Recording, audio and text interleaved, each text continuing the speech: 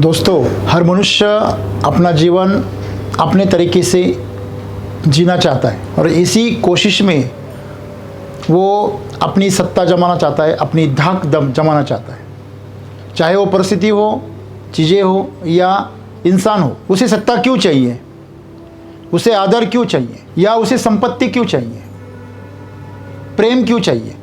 क्योंकि जो परिस्थितियां हैं, जो चीज़ें हैं, वो उसके मन मर्जी हो। जब भी आप किसी चीज़ के मालिक होते हैं तब सब चीज़ें आपके मर्जी अनुसार होती है और हर मनुष्य यही कोशिश करता है कि मेरी मर्जी का पालन हो। और इसी सिलसिले में आज का सद्गुरु का संदेश है। वो कहते हैं कि इंसान दूसरों पे रौब जमा के, दूसरों पे ज़बरदस्ती करके अपना हक जताना चाहता है। चाहे वो प्रेम से जताना चाहता है, चाहे वो शक्ति से जताना चाहता है, लेकिन उसे हक चाहिए। उसे हक इसलिए चाहिए क्योंकि हर चीज़, हर परिस्थिति और हर इंसान उसके अनुरूप जिए। तो सद्गुरु कहते हैं कि इस सब चीज़ों की कोई ज़रूरत नहीं है। प्रकृति ने आपको एक शक्ति दी है, एक ऐसी शक्ति दी है जिस शक्ति का इस्तेमाल करके आप अपना रौब जमा सकते हो। जैसा चाहे वैसे आप जीवन को ढाल सकते हो, गढ़ सकते हो। लेकिन समस्या यह है कि उस चीज़ को आप गलत तरीके से इस्तेमाल करते हो। जैसे कि तलवार है, अब दूसरों पे चलाओगे तो दूसरे जख्मी होंगे, आप खुद पे चलाओगे तो खुद जख्मी हो जाएंगे। तो आप उस साधन को, उस शस्त्र को कैसे इस्तेमाल करते हो जो प्रकृति ने आपको दी है। आपको प्रकृति ने हाथ दिए हैं खाने के लिए, काम करने के लिए, आपका संरक्षण करने के लिए। अगर उन्हीं हाथों से आप खुद का गला दबाने लगोगे तो प्रकृति क्या करेगी? इंसान कह रहा है कि अरे ईश्वर ने सबके साथ न्याय किया है, इंसान के साथ अन्याय किया है, सबसे दुखी मनुष्य है। क्यों? क्योंकि उसे स्वतंत्रता दी है कि तुम तुम्हारे साथ साधन तुम्हारे तरीके से इस्तेमाल करो। ये स्वतंत्रता आज इंसान की दुश्मन बनी हुई है, जबकि वो उसका सौभाग्य है। जानवर जानवर ही बना रहेगा, वो कहीं भी ध्यान दे, कोई फर्क नहीं पड़ता। लेकिन अगर मनुष्य जिस चीज़ पर ध्यान देता है, जिस मनुष्य पर ध्यान देता है, जिस परिस्थितियों पर ध्यान देता है, वो चीज़ बड़ी हो जाती है। आपको पता है, कोई लड़का जब किसी लड़की की तरफ देखता है ना, या लड़की किसी लड़के की तरफ देखती है, जो एक दूसरे की तरफ आपका ध्यान केंद्रित करते हैं ना, तो वो दोनों एक दूसरे के लिए जीवन में सबसे महत्वपूर्ण बन जाते हैं, सबसे इंपॉर्टेंट बन जाते हैं, शक्तिशाली बन जाते हैं। उनका आचरण, उनकी कोई भी छोटी सी हरकत आपको आहत करती है, आपको आनंदित करती है, आंदोलित करती है। ये क्या है? ये कोई प्रेम भी नहीं है, ये ध्यान का नतीजा है। समझ लीजिए, आपके सामने कोई मोटरसाइकिल खड़ी है और वहाँ उसका जो आईना है, शीशा है, वो सूरज की रोशनी की वजह से चमक रहा है और सीधी रोशनी आपके आंखों में जा रही है। तो जब आपके आंखों में सीधी रोशनी जाएगी तो आपकी आंखें जलेंगी। तो आपको चाहिए कि आपका ध्यान वहां से हटा ले। सूरज क्या करेगा? कुछ नहीं कर सकता, परिस्थितियां कुछ नहीं कर सकती, आपको ध्यान हटाना पड़ेगा। ठीक ऐसे है, जिस चीज पर आप ध्यान देते हो वो चीज सक्रिय हो जाती है, वो शक्तिशाली हो जाती है। तो प्रकृति ने यह स्वतंत्रता इंसान के हाथ में दी है कि आप ध्यान जमाकर उसकी शक्ति को बढ़ा सकते हो। तो इसलिए सद्गुरु आज कह रहे, ध्यान का अर्थ यह है कि बाहरी परिस्थितियों की परवाह किए बगैर आप आपके अंदर किसी भी अनुभव को आपको जैसा चाहे वैसा बना सकते हैं। चाहे आजू बाजू पूरी गंदगी हो, लेकिन अगर आपके हाथों में इत्र है तो आपका जो दायरा है पूरा सुगंधित हो जाएगा। क्या ऐसा नहीं है? हाँ, आपने देखे होंगे जो लोग स्नान नहीं करते ना, नियमित तौर पे स्नान नहीं करते हैं, या पानी की उपलब्धता नहीं है, तो वो लोग ज़्यादा इत्र इस्तेमाल करते हैं। हाथ में, पाँव में, कान में, हाँ, उसको लगा देते हैं। तो वो अपना वातावरण सुगंधित कर देते हैं, सुगंधित करने की कोशिश करते हैं। तो ठीक इसी तरह सद्गुरु हमें आज बता रहे। उनका बताना यही है कि आपके अंदर कौन सी केमिस्ट्री पैदा करनी है, ये प्रकृति ने आपको पूरी स्वतंत्रता दी है, लेकिन दुर्भाग्य है जिसको स्वतंत्रता दी है ना, वो पागल बना बैठा है, वो नशे में है, वो किसी के प्रभाव में है। जो चीज़ आपको इस्तेमाल करने के लिए दी गई है वही चीज़ आपके ऊपर रौब जमा रही है। कभी कभी आप मोटरसाइकिल पे बैठ जाते हैं और मोटरसाइकिल का जो एक्सीलरेटर होता है ना, वो अटक जाता है। कभी आपने अगर कोई अनुभव किया है, अगर वो अटक गया या आपका मोटरसाइकिल का ब्रेक फेल हो गया, कुछ भी, तो वो वाहन बेकाबू हो जाता है, तो आप उसकी चपेट में आ जाते हैं। तो वही आपके मन के साथ हो रहा है। वो हमेशा ब्रेक फेल है, उसका ब्रेक कहाँ है कहीं पता नहीं है। आप ऐसी गाड़ी में बैठे हैं जिसका ब्रेक कहाँ है आपको पता नहीं, जिसका एक्सीलरेटर कौन सा है वो भी पता नहीं, जिसका हॉर्न कौन सा है पता नहीं, जिसकी लाइटिंग कौन सी है पता नहीं, कौन सा बटन दबाने से क्या होगा ये आपको कुछ पता नहीं है। इसलिए आप ये ऐसे तैसे चला रहे, और ऐसे तैसे चलाने की वजह से जीवन में एक्सीडेंट होते हैं। अगर आपको उसका सब कंट्रोल मालूम है तो आप जैसे चाहे वैसे उस गाड़ी को चला सकते हैं, उसका इस्तेमाल कर सकते हैं, और आपका जो प्रवास है वो सुंदर बना सकते हैं लोगों से। आप प्रचंड गर्मी में हो लेकिन आपको एसी का बटन नहीं ढूंढ रहा, तो उसमें प्रकृति का क्या गुनाह है, परमात्मा की क्या जिम्मेदारी है? तो वही है आज मनुष्य के साथ सुंदर घटना है कि वो अपना ध्यान कहीं भी केंद्रित कर सकता है, लेकिन हम उसके बारे में कोई जानकारी नहीं रखते।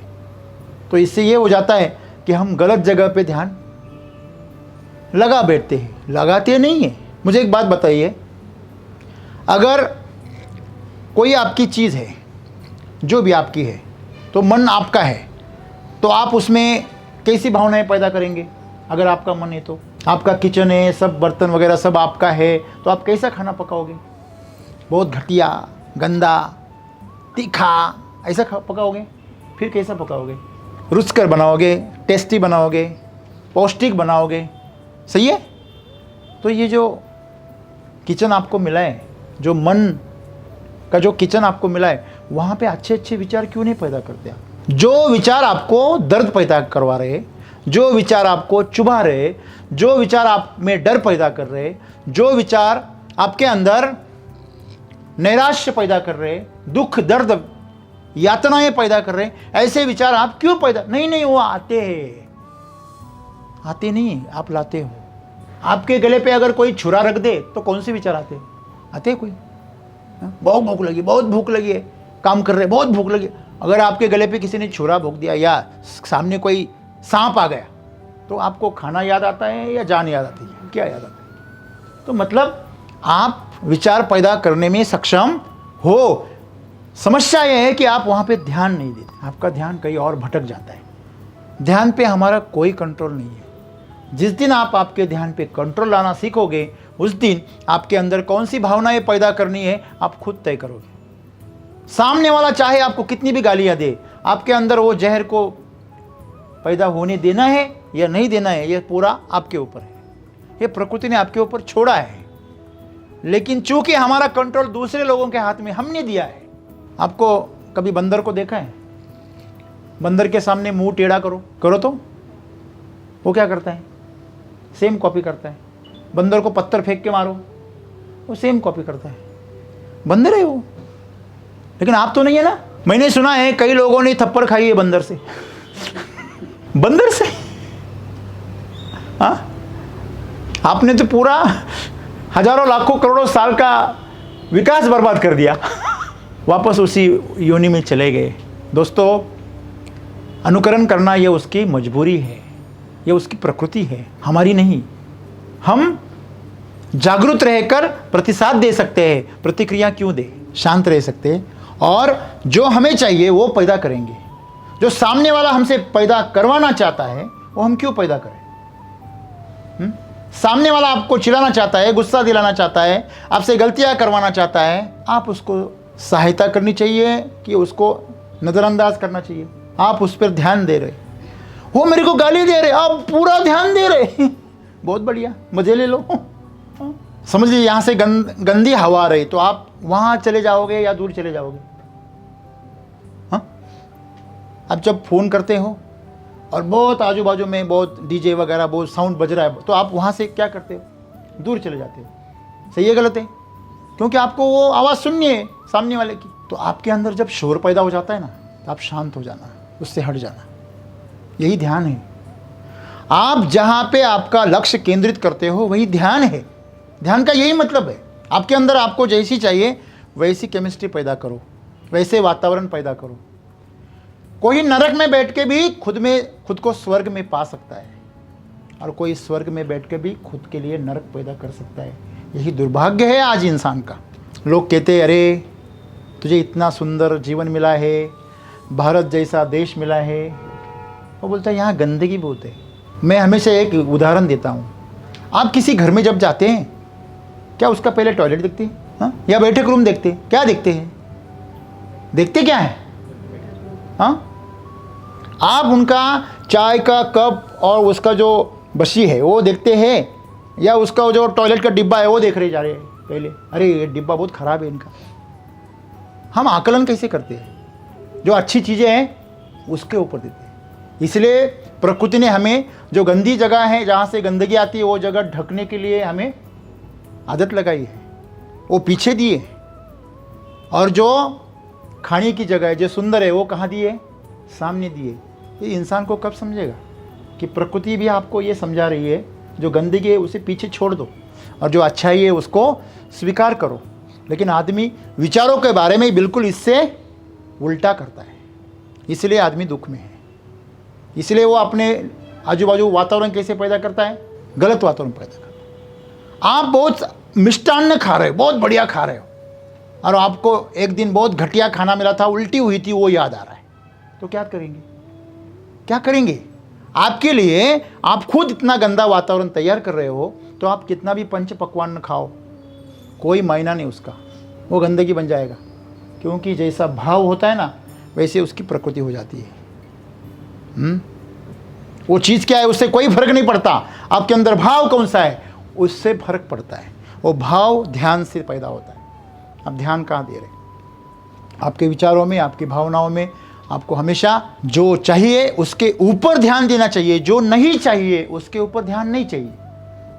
आपको मैं एक सिंपल सी एक एक्सपेरिमेंट कराता हूँ। आंखें बंद कीजिए, बंद कीजिए, आंखों को बंद कीजिए और कहिए मैं बंदर नहीं हूँ। कहिए। ओके, आंखें खोलिए। खोल दी? क्या दिखा? क्या दिखा? आपने तो बोला था बंदर नहीं हूँ, दिखा क्यों? समझ लीजिए। इसलिए प्रकृति हमें कहती है जो चाहिए वो सोचो, वो बोलो, वो तैयार करो। जो नहीं चाहिए उसे मत बोलो, उसे मत सोचो, उसे मत तैयार करो। लेकिन हम करते उल्टा है। जो नहीं चाहिए उसका चिंतन करते, उसके ऊपर ध्यान देते। जो नहीं चाहिए उसके बारे में सोचते हैं, वो कल्पनाएं करते हैं। कोई लेट हो गया ना घर में से, पहले क्या सोचते हैं? अरे कुछ गड़बड़ तो नहीं होगी, कुछ एक्सीडेंट तो नहीं हुआ? हाँ, अच्छी बातें सोचते हैं क्या? नहीं। यही मनुष्य की दुरावस्था है। तो अगर उसको अपने जीवन को आनंदमय बनाना है तो बिल्कुल बना सकता है, कोई अड़चन नहीं है। वो खुद अड़चन है, बराबर है। कोई परिस्थिति नहीं चाहिए, कोई इंसान नहीं चाहिए, कोई चीज़ें नहीं चाहिए। आपको आनंदी होने के लिए कुछ नहीं चाहिए, बस आपका ध्यान आनंद की तरफ चाहिए, अपने तरफ चाहिए। जिस दिन आपका ध्यान आप अंदर की तरफ मोड़ोगे, उसी पल आप शांत हो जाओगे। जो चाहिए उसके ऊपर ध्यान दो। अगर नहीं जम रहा है तो एक कागज़ ले लो, एक पेन ले लो, जो चाहिए वो लिख लो, जो नहीं चाहिए वो भी लिखो, उसको फाड़ दो। जो नहीं चाहिए उसको लिखो और उसको फाड़ दो, जला दो। जो चाहिए उसको हमेशा सामने रखो। सर एक बार करने से नहीं हो रहा, दोबारा करो, 3 बार करो, बार बार करो। एक पल ऐसा आएगा आपके दिमाग में, बुरी जो आपकी यादें हैं, बुरी सोच है, बुरे विचार है, वो सब क्या हो जाएंगे? निकल जाएंगे। फिर जो चाहिए वो बच जाएगा। अब जो चाहिए वो अगर बच गया और उसी पे हमेशा आपका ध्यान टिक गया, तो आपका जीवन सुंदर हो जाएगा। और यही आपका आज का संदेश है कि आपके अंदर आप जो चाहिए वो परिस्थिति पैदा कर सकते हैं, वो केमिस्ट्री पैदा कर सकते हैं, और इसी को ही ध्यान कहते हैं। धन्यवाद।